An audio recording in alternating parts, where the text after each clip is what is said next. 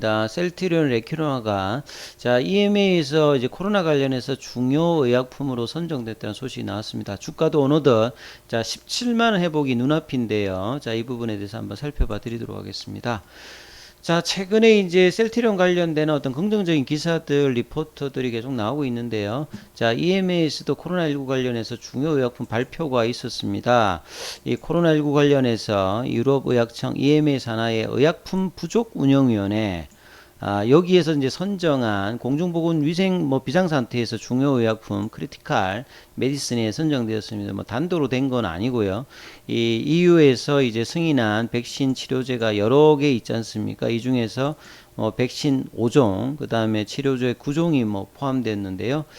백신 쪽에는 화이자, 얀센, 이런 노바백스, 모더나 관련되는, 아스트라제네카 관련되는 부분 들어갔고, 치료제 쪽에서는 이 셀트리온의 레키로나도 들어가 있죠. 그리고 기타 이 리제리온의 로나프레브라든지, 그 다음에 글락소스미스클라인의 소트루비맘, 이런 것들도 같이 포함되어 있습니다. 그래서 이런 EMA 같은 경우에는 의약품의 어떤 공급권자가 EMA의 어떤 공급 수요에 대해서 예측 상황과 잠재적 실질적 부족 사태 등을 정기적으로 보고한다. 이 비상사태가 되면 의약품의 수급 관련되는 부분이 중요하기 때문에 여기에 대해서 이런 어떤 중요의약품 발표를 통해서 주기적으로 이 관리를 한다라고 봐야 되겠죠. 그래서 EMA가 이번에 선정된 의약품의 시판 의견 승인 취득자들이나 각국의 어떤 보건당국들과 개별적으로 긴밀하게 협력을 진행하겠다, 이렇게 이야기를 해놨습니다.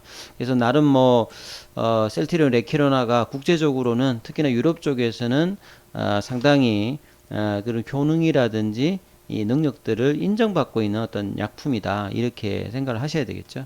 그리고 이제 셀트리온 관련해서 사실 1분기 실적이 어닝 쇼크가 나오면서 작년 3분기에 이어서 기관들의 어떤 목표가들이 많이 낮아져 있죠. 대부분이 20만원 밑단인데, 보통 이제 기관 리포터가 6개월, 1년 이내 주가의 어떤 전망들을 하면서 목표 주가라든지 목표 의견들을 표시하는데, 좀 장기적인 어떤 입장에 본다고 하면 올해 하반기 가면 갈수록 펀더멘털이 개선이 되고, 사실 2023년도 이유를 본다라고 하면 상당히 어떤 성장의 어떤 부분들의 어떤 복귀가 지금 예상이 되고 있는데, 목표 주가들은 장기적인 어떤 전망에서 올려지고 있지는 않거든요. 그래서 대표적으로 이제 신한금융투자 같은 경우에는 이동건 연구원이 이 공시로 드러났던 실적을 베이스로 많이 하는데요. 1분기가 좀 어닝 쇼크였습니다만, 이 부분들이 2018년도 작년도까지 항상 셀트리온의 OP 마진은 30%를 유지를 했는데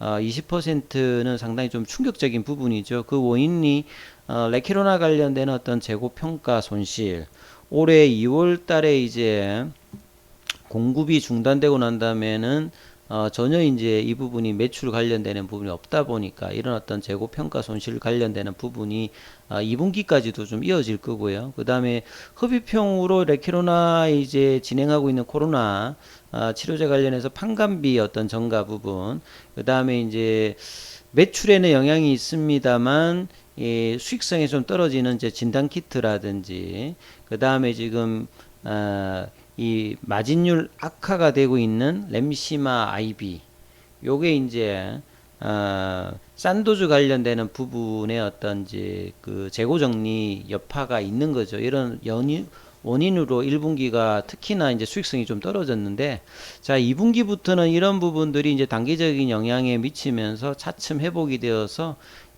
연말 정도에는 본래 어떤 OP 마진으로 다시 복귀를 할 것이다. 이렇다라고 하면 주가의 어떤 점진적인 회복이 펀더멘탈의 어떤 기대감으로 올라갈 수 있는 거고요. 그리고 기존의 어떤 제품만 가지고는 주가의 어떤 중기적인 회복이 힘든데, 이 부분들이 좀 개선될 부분들이 계속 나오고 있죠. 내년도를 대비해서 2023년도에 본격 출시를 앞두고 있는 제품들에 대해서 선제적인 어떤 공급이 기대될 수 있죠. 이 휴미라라든지 이 스텔라 관련되는 부분, 그리고 이제 툭시마 관련되는 부분의 어떤 생산 수율이 개선된 상황이기 때문에 이 부분도 이 OP 마진 개선에 긍정적인 영향을 줄 것이고요.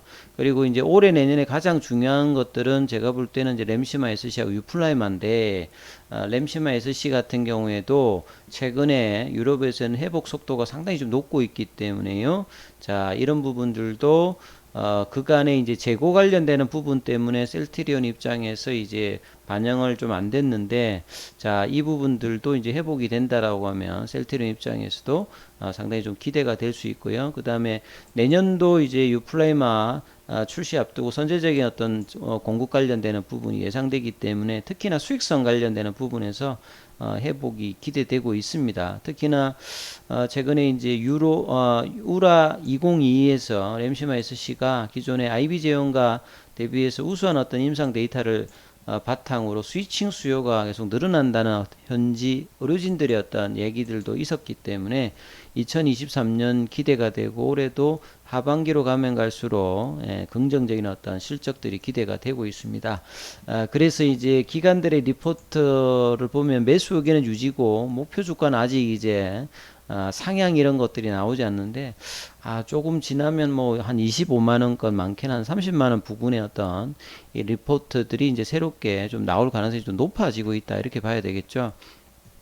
그리고 이제 휴메라 같은 경우에는 뭐 알다시피 이제 뭐 글로벌 매출이 1인 바이오 의약품입니다. 특히 이제 미국 쪽에서 거의 80% 이상이 나오기 때문에 내년도 7월에 이제 나올 수 있기 때문에요. 지금 판매 허가 신청은 2020년도에 지금 신청을 했기 때문에 올해 안에 이게 허가가 내면 내년도 이제 7월부터는 출시가 가능한 어떤 부분이기 때문에 셀트리온 입장에서 올해 어떤 매출단, 영업이익단이 성장이 이제 영업이익은 좀 줍니다만 내년에는 이 본격적인 다시 또 성장 궤도로 돌 수 있는 어떤 가능성의 어떤 기사들이 계속 이제 나오고 있다는 부분을 봐야 되겠죠.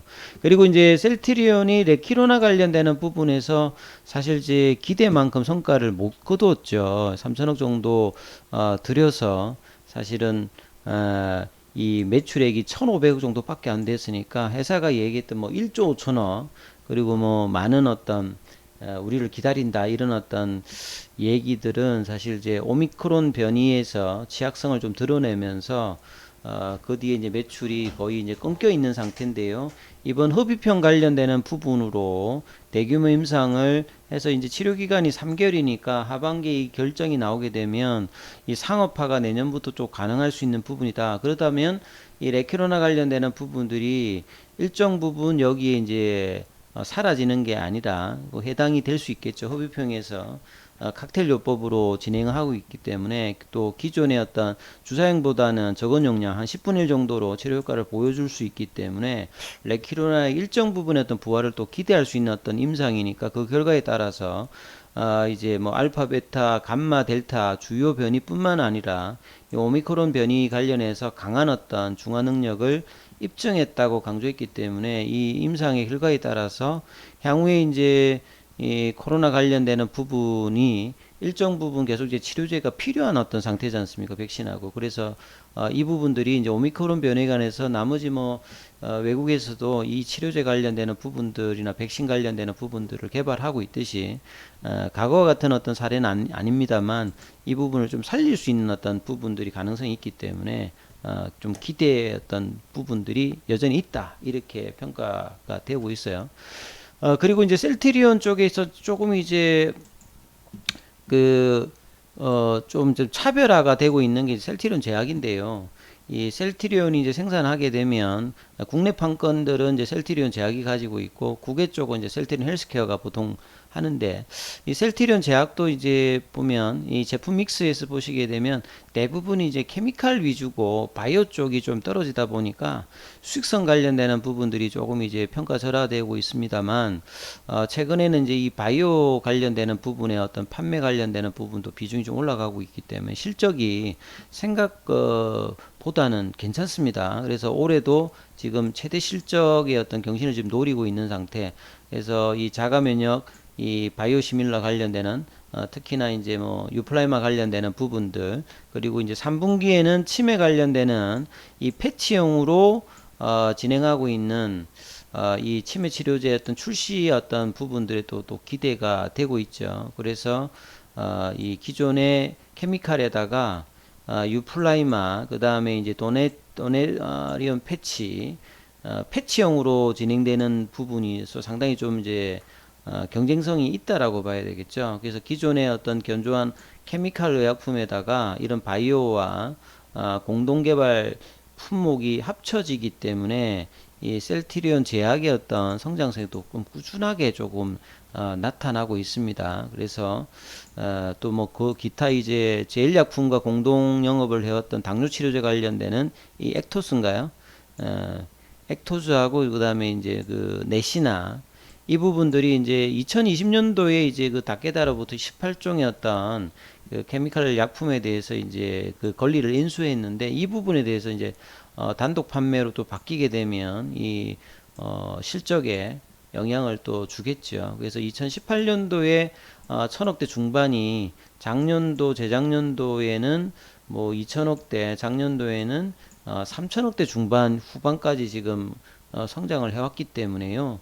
자, 이런 부분들도 사실 케미칼 의약품의 어떤 선전들이 기반에다가 바이오 의약품과 기타 품목까지 성장을 하고 있으니까 이 부분도 좀 잘 살펴보셔야 되는 어떤 부분이겠죠. 그래서 차트도 보시게 되면 셀트리온이 최근에 꾸준히 지금 5일선을 타면서 어제 오늘도 올라오면서 이제 어느덧 볼린저 밴드 상단 부분까지 올라왔어요. 그 시간에는 지금 가격이 거의 이제 보합세고요.